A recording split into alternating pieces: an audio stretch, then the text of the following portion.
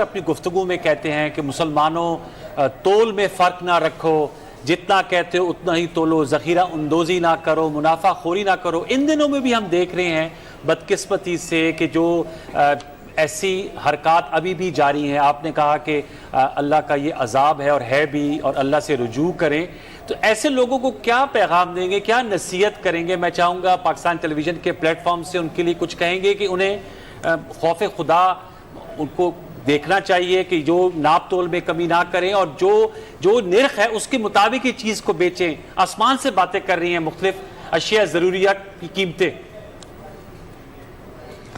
جی آپ نے صحیح فرمایا ہے، اس میں انسانی اخلاق جب تک زندہ نہ ہوں تو آدمی پیسے کا ہی غلام ہوتا ہے، اور اللہ تعالیٰ کے نبی نے فرمایا تعس عبد الدینار و عبد الدرہم و عبد القطیفہ۔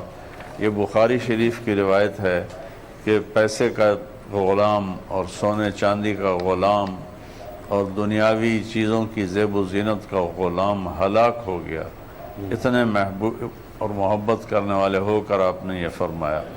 تو ذخیرہ اندوزی تو کسی وقت بھی حلال نہیں، حرام ہے، اور اس موقع پر تو ہمیں دروازے کھول دینے چاہیے۔ جاپان میں زلزلہ آیا تھا تو دکانداروں نے چیزیں مفت رکھ دی تھیں کہ جو لے جانا چاہتا ہے لے جائے۔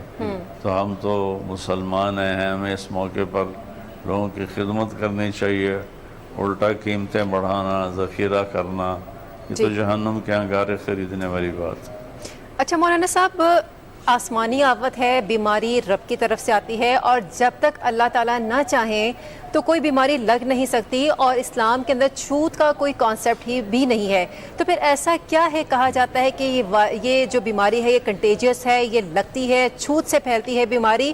احتیاط کے لیے کیا کیا جائے؟ چونکہ نبی پاک نے بھی یہ فرمایا کہ جہاں وبا ہو وہاں نہ جاؤ، اور اگر وہاں ہو تو وہاں سے باہر نہ نکلو۔ تو پھر لاک ڈاؤن کے باوجود بھی ریاست کا حکم ہے کہ لاک ڈاؤن ہے، گھروں میں محدود رہیں۔ شریعت کہتی ہے وہ ماننا پڑتا ہے، ریاست اگر کہہ رہی ہے تو ماننا پڑتا ہے۔ جب عوام ریاست کے منافی اقدام کرتے ہیں تو ان کے لیے شریعت کیا کہہ رہی ہے، ان کے لیے کیا حکم ہے؟ ان کو یہی کہہ رہی ہے جو اللہ تعالیٰ کے نبی نے فرمایا ہے کہ اگر کسی علاقے میں وبا پھیل جائے تو وہاں مت جاؤ، وہاں موجود ہو تو وہاں سے مت نکلو۔ لا عدوہ فی الاسلام، اسلام میں کوئی چھوت چھات نہیں۔ یہ یقین اللہ پہ بنایا کہ اللہ کی طرف سے فیصلہ ہوتا ہے، ویسے نہیں ہوتا ہے۔ لیکن اسباب کے درجے میں نے آپ کو ایک بخاری کی روایت سنائی، ایک مسلم کی روایت سنائی، ایک ہیثمی کی روایت سنائی کہ آپ نے پوری احتیاط فرمائی۔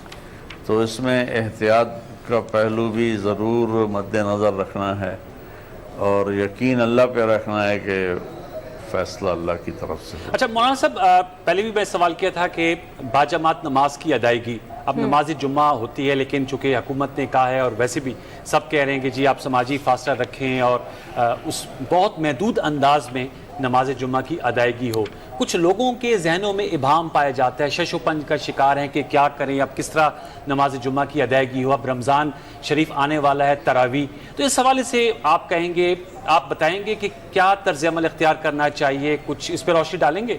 اس میں جو مفتی تقی صاحب نے ارشاد فرمایا ہے بس وہی بات صحیح ہے کہ صاحب فتویٰ حیثیت رکھنے والی وہ شخصیت ہیں۔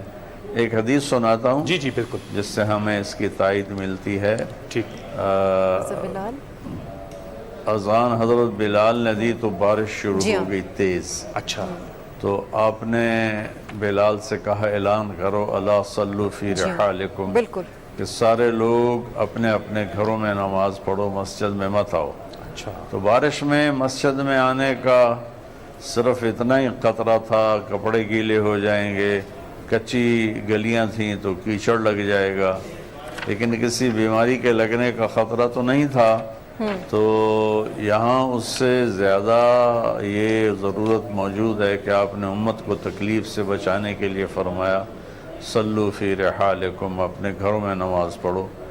تو اگر ایک بڑی بیماری اس سے پھیلتی ہے تو احتیاط کرنی چاہیے۔ ٹھیک۔ اچھا مولانا صاحب، نبی پاک صلی اللہ علیہ وسلم کی سنت سے کیسے علاج ہو سکتا ہے جو کہ صدقہ و خیرات و بلیات کو ٹالتا ہے؟ اور ایک حدیث یہ بھی سننے میں آتی ہے کہ اپنے مریضوں کا علاج کرو صدقے کے ساتھ۔ یہ صدقہ بہت اقسام کا ہوتا ہے، کس شکل میں بات کی گئی ہے خاص طور پر؟ یہ اللہ کے نبی نے فرمایا کہ داو مرداکم بالصدقہ وحسنوا اموالکم بالزکاة اور واستقبلوا امواج البلاء بالدعاء. آپ نے فرمایا کہ اپنے مریضوں کا علاج کرو صدقہ کے ساتھ.